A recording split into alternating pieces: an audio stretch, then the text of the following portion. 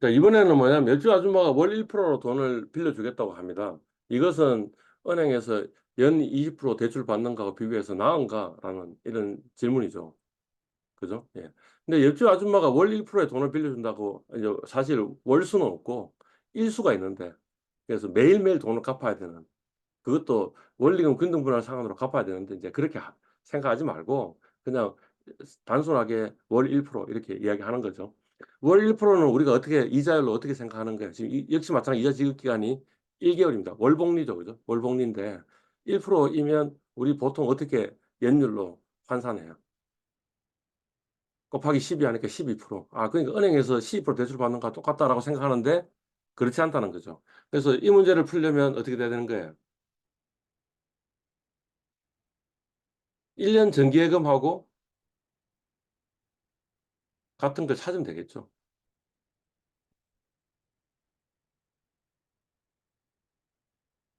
어떻게 되는 거예요?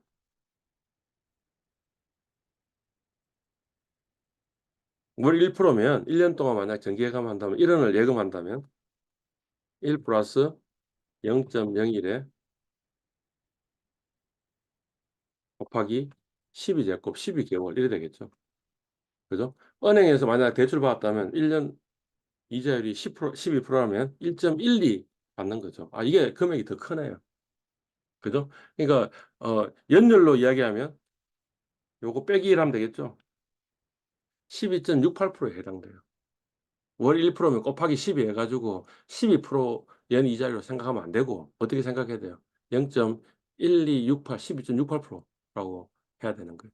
그러니까 결국에는 뭐예요? 모든 거를 연으로 지급하는 정기예금의 이자율에 1년 이자율에 1년 정기예금의 이자율에 해당하는 이자율을 계산하면 되는 거고 그 계산하는 방식은 뭐 어떤 거예요? FB를 두 개 놔둬 놓는 거죠. 그죠?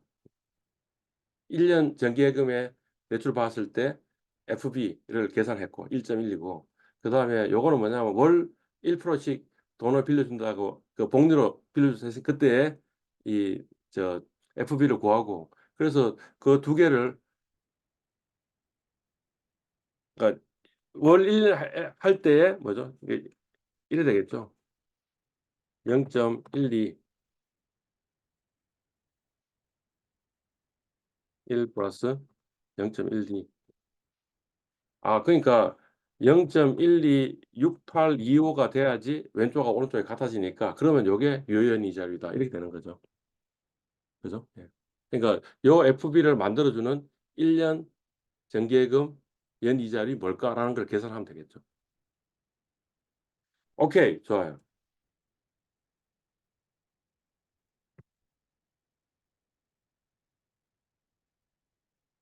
아이고, 저걸 안 했네요.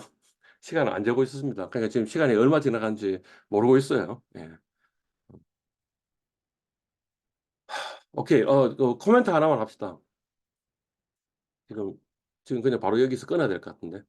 자, A은행은 12%라고 했는데 실제로는 12%보다 높았어요, 나왔어요? 높았죠, 그죠?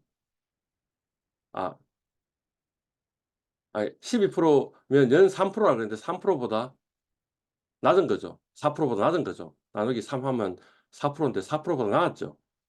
그죠? 예. 그다음에 이 옆집 아줌마는 1%라 그랬는데 사실은 연 이자율이 1% 12%가 아니고 뭐였어? 12%가 높았죠. 그죠? 왜 이런 일이 벌어졌을까요? 어떤 사람이 그 보통 금융시장의 관행이 아닌 방식으로 뭔가 쿼트를 하잖아요. 호가를 하면 그 호가는 자기의 인센티브가 그 안에 포함되어 있을 가능성이 높지 않아요.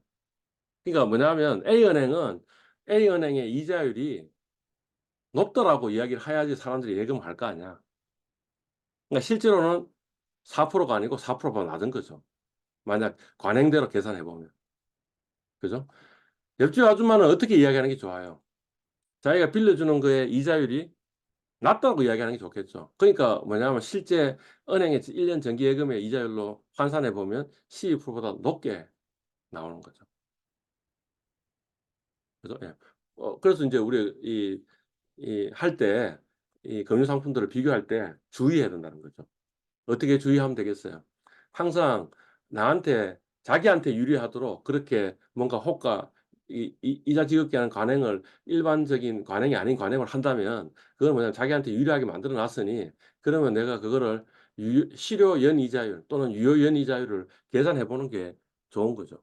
내가 실효 연이자율이나 유효 연이자율을 계산하는 능력이 있어요. 자 그러면 인제 그 사람은 금융 상품을 판매할 수 있을 정도의 전문가인 거죠. 그죠?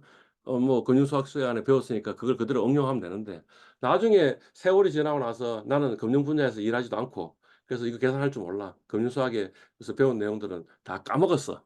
그럼 어떻게 하면 돼요? 인터넷에 서치해 보시면 되는 거죠. 이거를 이 연이자율로 환산하는 그런 웹페이지가 있겠죠. 그죠? 그래서 거기다 집어넣고 환산해서 다 연이자율로 환산해 놓고 비교해 보니까 A가 B보다 더 유리하다. 이라고 계산하시면 되는 거죠. 오케이. 지금 시간 안 재 가지고 일단 여기서 끊겠습니다.